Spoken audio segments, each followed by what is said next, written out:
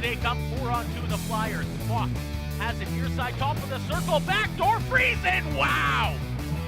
What a goal there by the Winkler Flyers. For Cryway all over him, Barley coming in to help out.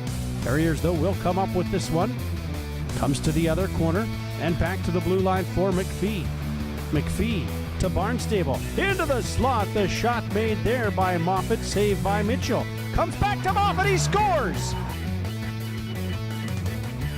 Oh, and Lucan texted it out of the zone as Goethals has the puck.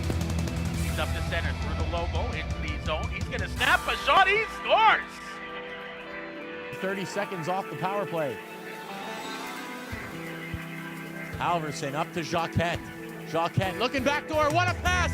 What a goal by the Steelers! Josh Belcher takes that puck. Sends it to the far side. Johnson puts on the brakes.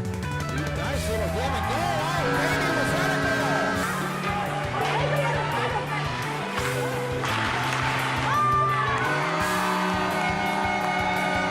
Turns that over, brought in by Belinsky. Belinsky, sharp right shot!